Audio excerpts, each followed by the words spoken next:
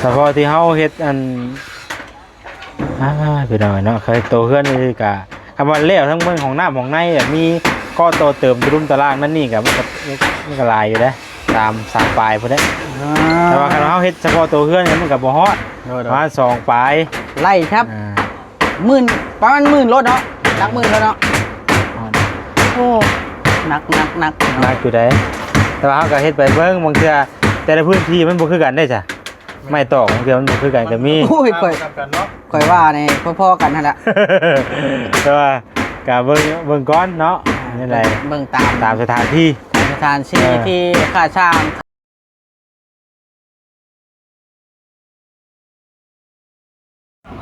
นี่ละเปิดภาพขึ้นมากับพื้นที่จะสร้างเรือนเสาเทืองกันอยู่ตรงนี้เนาะมันสิยาวไปแบบนี้นี่เบาลีว่าสิเอาเก้านะมาพี่เอา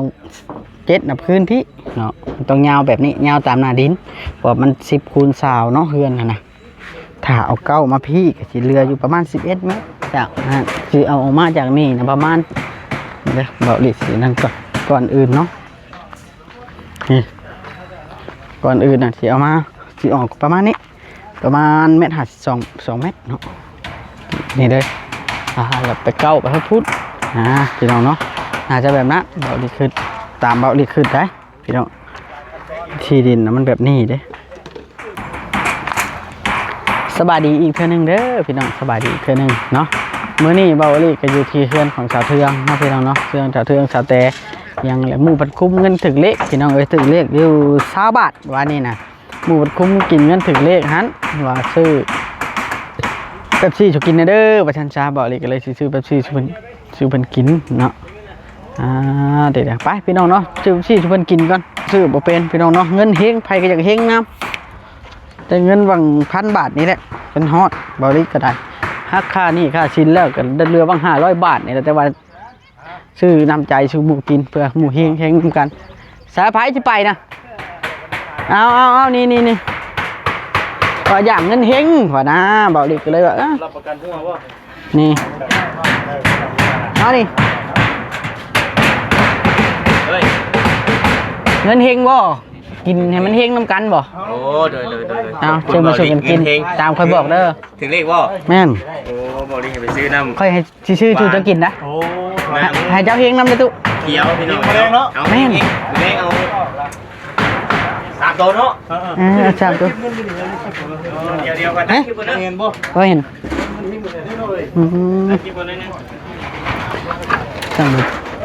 เอาแล้วใช้บ่บอสเห็นเวียกอยู่บ่ล่ะโอ้ลงบ่แห้งเลยฮะลงบ่แห้งเลยเจ้าเฮ็ดอยู่บ่เวียกไปวัดนั่นเนาะตั้งแต่เช้านี่ไอ้ยอลงเอาเลยสมบ่ลีเดือดได้กันบ่บอสบ่เห็นเวียก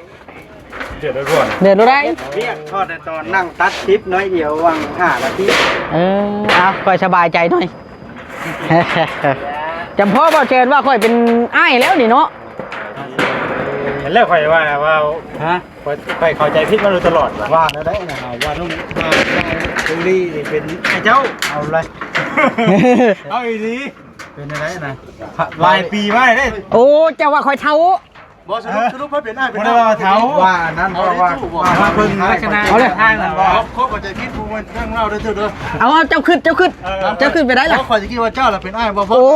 ยนี่จะพูดว่าค่อยเท่าวะดิเท่าเลยคนนึงมานี่อ่ะมันสิเข้าใจไปเดียวกันเพิ่นนะไอ้เท่าแห้งเมื่อกี้เอาเลยก็บ่ได้เท่าแต่มุมมองน่ะเขามองเจ้าน่ะบ่เป็นอ้ายบ่บ่คือเก่านี่นะบ่ลีเริ่มมีน้ำตาอีกแล้วเอาสรุปว่าเป็นอ้ายเป็นน้องเอาแล้วนะสรุปเขาว่าปานนี้ยิ่งยังว่าให้สรุปอยู่เนาะโอ้ยมื้อนั้นก็เดือดทีนึงแล้วเรื่องนี้น่ะพี่น้องเนาะ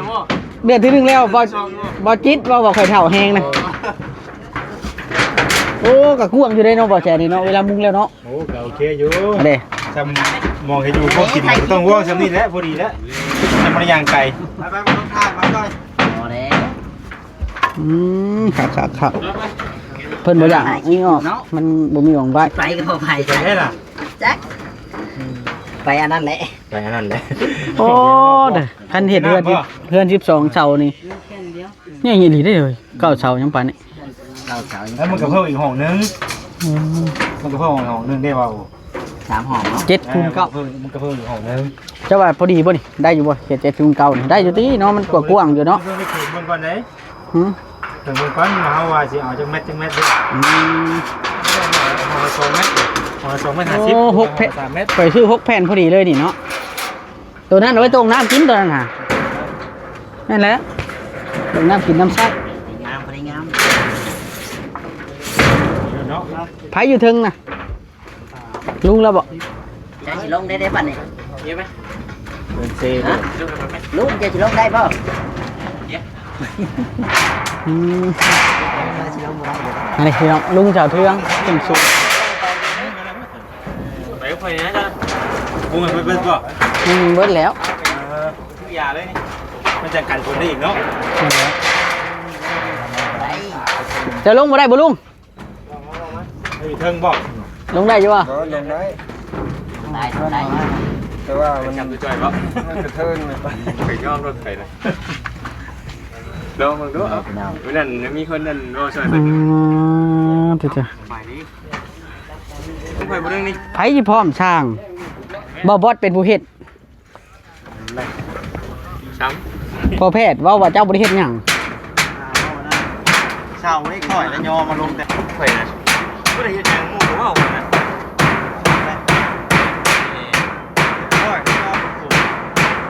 บ่พอแพทย์พุ่นว่ายน้ำหาพอแพทย์พุ่น เดือดด้วยกันแล้วนี่แหละพี่น้องเลยโอ้คักสิเห็นง่ายเฮือนครัวใหม่เฮ็ดหยังชาวเทืองจะเฮ็ดหยังเราเอ้ยเฮ็ดหยังยันรถไฟหัวบ่หรือมันห่อนแห้งเลยชาวเทืองเลยคือแล้วบ่บัดนี้เฮือนครัวน้อยเจ้าคือแล้วเนาะมันก็กว้างแล้วบัดนี้ดินเจ้า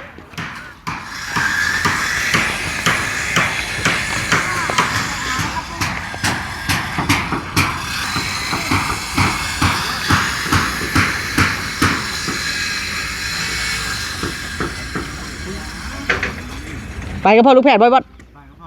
เพิ่นบ่ยอมบ่เอาเงินเฮงให้แท้ๆเพื่อชื่อมาแล้วกินเฮงน้ำกัน ข่อยชวนหมู่ไปน้ำกัน อยากให้เฮงบ่ จะให้เฮงคือกัน เพิ่นบ่ยอมไปบ่บ่จ่อยน่ะ ไม่แท้นะไปข่อยก็ชวนกับเฮีย สิให้บ่บอสครับเฉพาะ โอ้ยก่อนข่อยจะแบ่งมาใหม่ ล้มได้เพได้บ่บอสครับรถข่อยแต่เถื่อเพกูเถื่อ เปได้แล้วรถเจ้ากันนะ ก็บ่เพสสิบ่ค่อย ให้ขึ้นว่าครับรถน่ะบ่ฮู้ว่ากระโซ่ขาดจะเตอรูด ไปเห็นรถเจ้าแล้วข่อยจะบ่ให้เราครับดูดิ แล้วบ่ได้เป็นตาได้บ่บอส หนูกลัวเราขับคงโหดนะ บ่ไหวว้านิ่มเสียงนิ่มเลยตายแล้วปู่พี่น้องนี่ครับพี่น้องเนาะ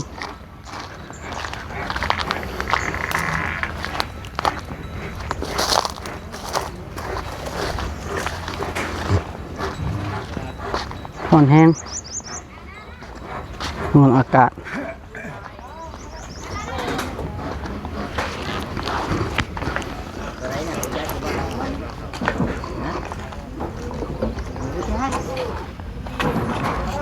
เดี๋ยวว่าเอาลิสิสัมภาษณ์บอแสงกับบอชลีดีกว่าเอาคือเห็นข่าวดีนะเมื่อคืนนี้ยังไม่ได้ไปสัมภาษณ์สบายดีเป็นอะไรคือว่าเห็นข่าวดีอยู่กี่นี่โมเมนต์ที่นี่ที่อันคืนนี้นะ คืนนี้พ่อ แม่นเคยยังไม่ได้ถามเลยเด้นี่ ยังไม่ได้ถามพ่อ แม่นเอาดูเราข้าวดู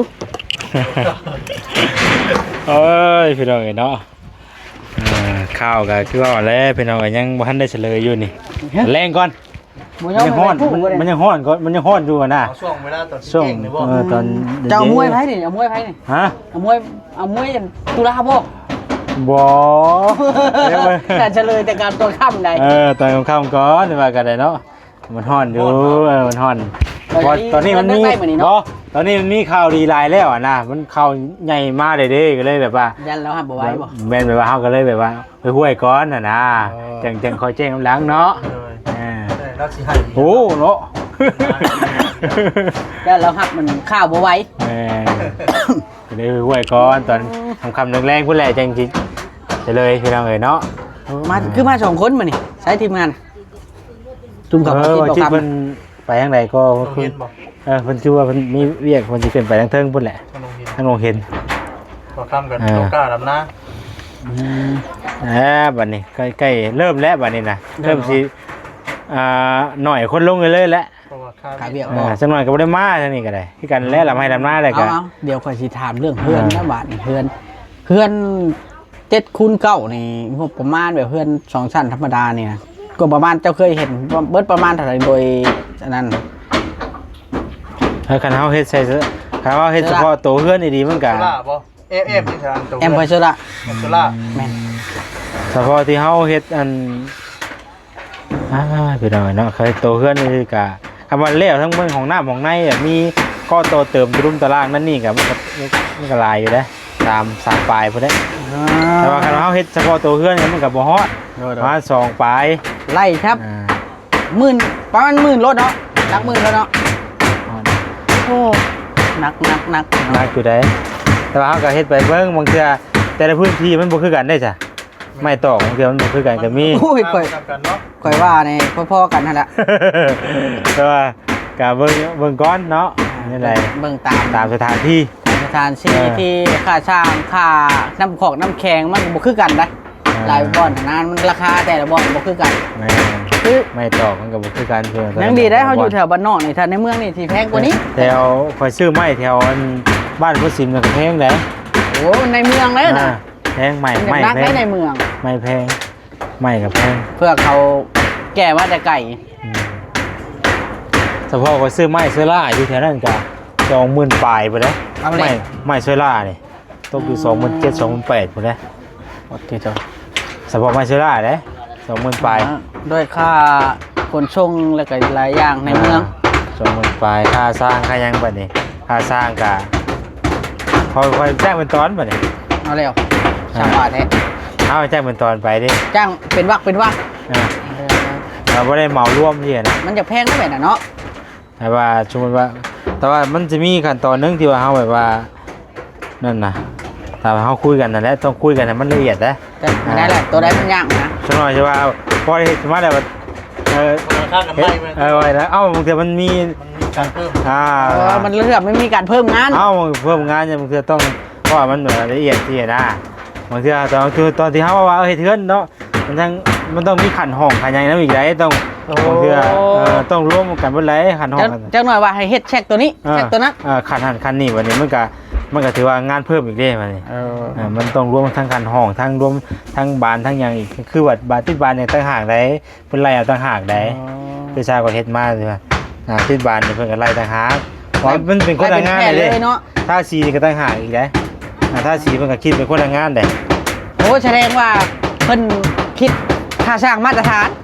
เนาะกันแบบนั้นนะ เอามันเฮ็ดเป็นตอนเด้สมมุติว่ารวมนี่ก็เพิ่นก็บอกปุ๊บประเดี๋ยวแล้วกับ ยัง ใช่ ใช้ ละเฮ้ยน้องเตี้ยค่าสร้างมันตกอยู่60,000ปลายปะตกอยู่65,000มันจะรวมเบิดน่ะ ก็สมควรอยู่กับบ่ได้อันช้าคอยเบิ่งน่ะบ่ได้แพงมาได้เพราะเบิ่งทั้งตัวเฮือนทั้งความละเอียดของงานทั้งบ่อนเฮ็ดบ่อนสร้างเนาะ แม่น ถือว่าโอเคถือว่าในระดับหนึง มันนี่มันก็งบเฮาซื้ออุปกรณ์ได้บ่นี่ซื้อเครื่องที่นะเฮาซื้อเครื่องมันก็แพงคือกัน ไม้ก็เบิดหลายเส้นนะเนาะเฮ็ดเฮือนไม้นี่ แม่น บ่คือเอาเฮ็ดเฮือนดินได้เฮ็ดเฮือนดินนี่ว่า มันก็วันนี้เครื่องไม้เครื่องต่อเครื่อง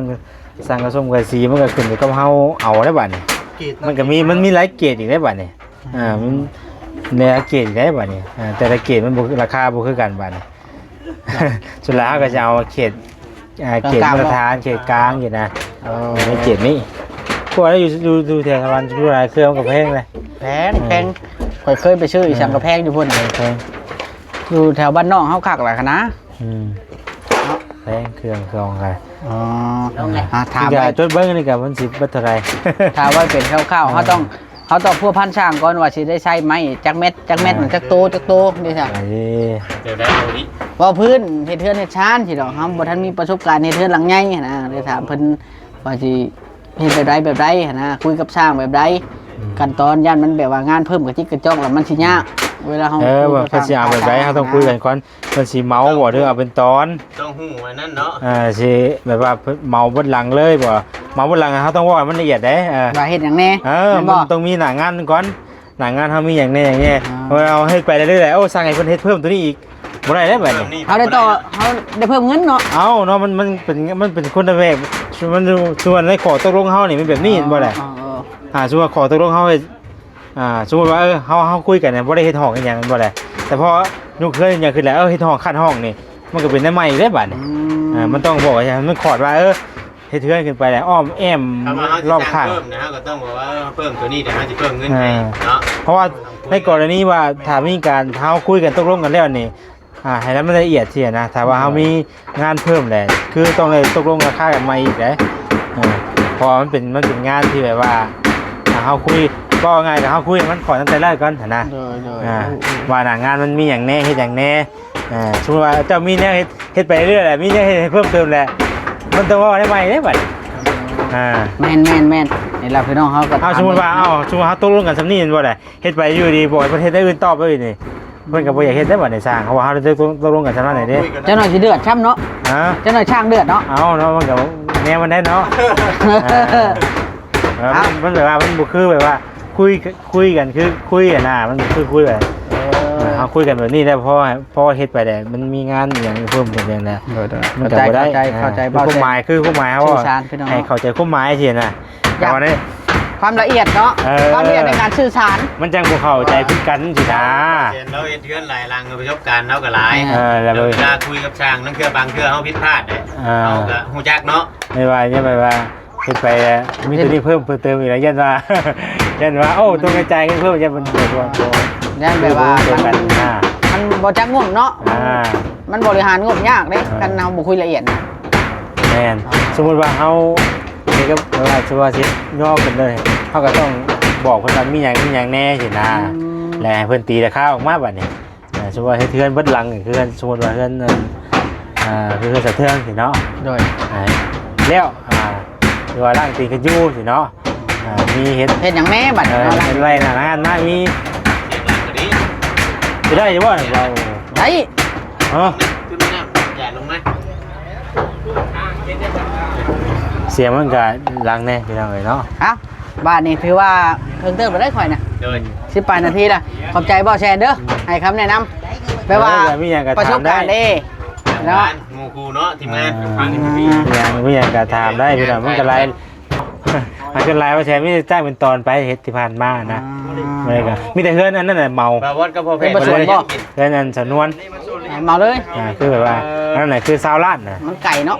ชาวล้านดีบ่บ่โอ้ทั้งเป็ดจอกเว็บจี้ทั้งน้ำของน้ำเกี๊ยวโอเคป่ะนี่จังได๋ก็อยู่ดีมีแฮงโดยขอบใจหลายๆมีอย่างก็ถามเพิ่มเติมก็ได้เลยมาเอาแล้วใช้อันเดือดแท้นี่เนาะสิได้น้ำแข็งได้จำนั้นเฉพาะบ่ผมแพ้ได้ทีมครั้งนึงบ่ได้จำนี้เฉพาะแล้วที่กินไปได้บ่แพ้ลึกทีมก่อนนะบ่ว่าเจ้าลึกทีมเลยนี่เชฟเอาแล้วได้ทีมอยู่นี่นะหลุดมือมาหลุดมือลึกทีมเนาะอันนี้ใช่ล่ะกินก็เป็น2คนตัวน่ะเฮ็ดได้อ่ะมันน้อยเนาะน้อยจังได๋บ่แสนบ่แม่นของบ่แสนตัวนี้ดีเลยบ่พิเศษแท้เนาะคนใหญ่บ่ใหญ่ได้หลายเด้อน้อยมันสิเนาะนั่นเนาะเรายังใช้บ่ควบกันอยู่บ่นี่บ่ใช่สร้างแบบบ่ใช่สร้างแบบบ่ชาลีก็บ่จอยทิ้งอ่ะโอ้ยได้บ่กินบ่กินแล้วกินสปอนเซอร์ครับเป็นร้อยทิ้งแรงไปขวดที่ก็มีมีเฮงได้ให้เฮงน้ำกันเด้อบัดนี้ให้เฮงน้ำกันเด้อกินน้ำเขียวได้มั้ยทุกวันลำไปแล้วข่อยบ่แล้วถึงเลขเพิ่นได้ยินอยู่เด้ขนมก็ดีนี่ก็เนี่ยยาถึงเลขคือวานนี่จอกมาเย็นเนาะเฮ้ยเจ้ากินอยู่พี่แม่ตุ๊ดีข่อยชื่อน้ำเขียวมาให้นี่มาเอานี่ปึ๊บอันนี้นะมาเอานี่ดูเงินถึงเลขได้นี่เงินถึงเลขว่านี่ดิเฮงเด้อเฮงน้ำกันเด้อวันนี้เด้อเฮงน้ำกันให้ช่างพี่น้องเนาะ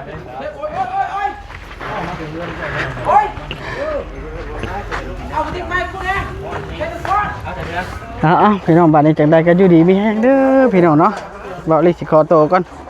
สุดท้ายเบาลิก็บ่ได้กินเรียบร้อยจูนี่กินเบิดพี่น้องพอแพทย์ก็เบาบดกินให้กินเบิดแล้วบ่ เมื่อไหร่ เอาเลย ก่อนก็ว่าวันนี้น่ะว่าหมูชื่อมาคู่เลย ชื่อได้เขากินบุรชองขวดอยู่นอกผู้ ดื้อไ